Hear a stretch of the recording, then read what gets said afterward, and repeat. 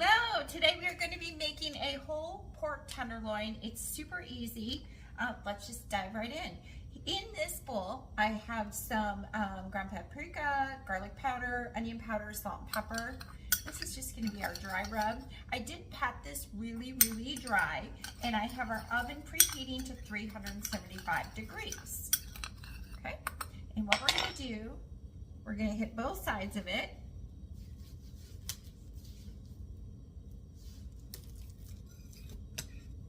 Even the fat side.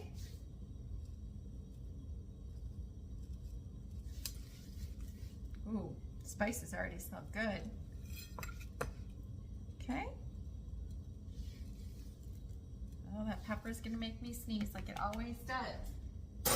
Okay, I'm gonna set that aside for just a minute. I made a little bit of a mess. In here, I told you I was gonna sneeze. It's that pepper. I have some olive oil. And then to that, I'm gonna add some fresh rosemary and some fresh thyme. That is from our pots on our deck. If you do not have fresh, no worries, just use dried. Just give that a quick stir. And that's gonna be after we sear the pork tenderloin, we're gonna actually be putting this on it before we bake it. So let's go over to the stove so we can sear this pork tenderloin. We have some olive oil in here heating up. I let it heat up for just a little bit, and we are going to sear this for 4 minutes on each side. Get ready for the sizzle. Be careful when you're doing that. You don't want to burn yourself.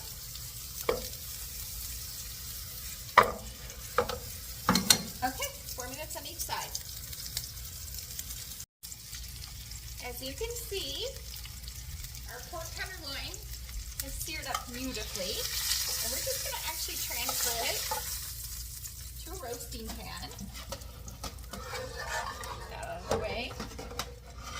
Okay, hopefully you can see that here. Actually, I can just stick it on top there. Maybe you have a better view.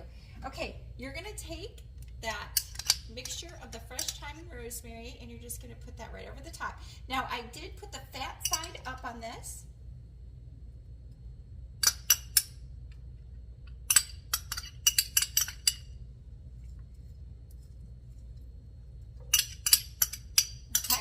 And then in the pan, you're going to put 1 cup of chicken broth.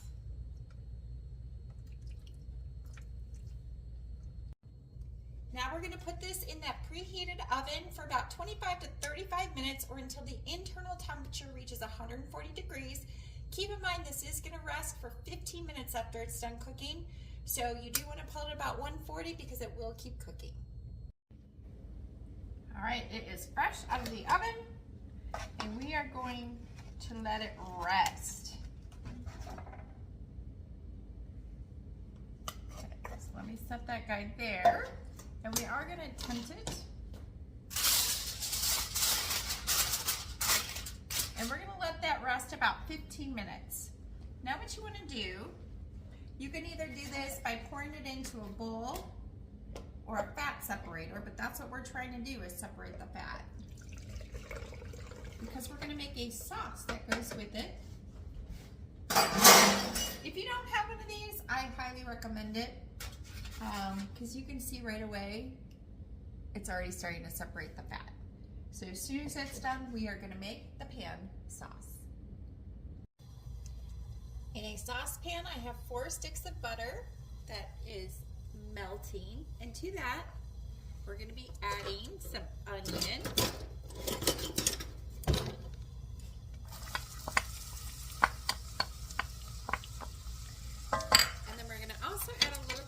Kosher salt, and we're going to cook these over a medium heat. Turn it down a little bit until the onions are softened, so it'll be about 5 minutes.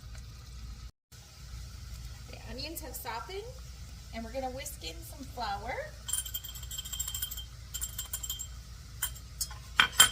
And you're going to want to stir this about 1 to 2 minutes until it's golden brown, and you do want to stir this constantly. Now that we have it to a light golden brown, we're going to be adding in some chicken broth.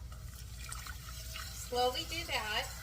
You want to whisk it a little bit at a time so as to avoid lumps.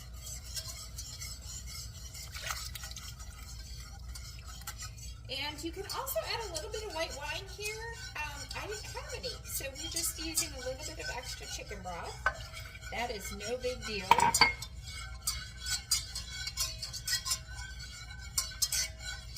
Okay, nice. Now we're gonna add in some Dijon mustard. Okay, get that. We're gonna also add in some cream.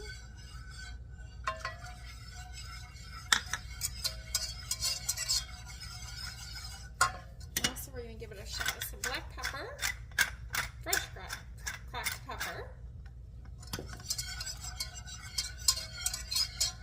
And the last thing we're gonna add is some soy sauce.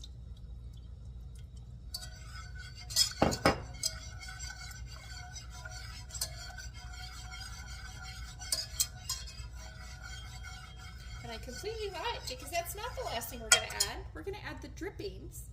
As you can see, the fat has separated. And we're just going to pour in the drippings.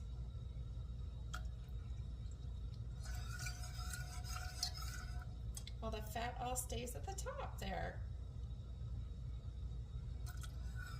There we go. I'm trying to heat up just a little bit. And we're going to simmer this for about 3 to 4 minutes until it's slightly thickened. All right, you can see this is rested. The juices have been kind of released around it. I did cut the first piece. I'm going to go ahead and cut a second piece. I want you to see how beautiful and perfect this pork is. Isn't that gorgeous? I'm gonna put a few pieces on a plate for my husband, for Chef Tom. Show you how we'll serve that. Let's do one more piece for him. Ah, gorgeous. Okay, I'm gonna stick this whole thing on a platter. Now what you could do, if you're entertaining, go ahead and slice the whole thing. That's fine, not a problem. And then I took this sauce, I put it in a gravy boat. You just pour a little bit, oh, probably too much in the gravy boat, over the top. And there you have it. Easy breezy whole pork tenderloin.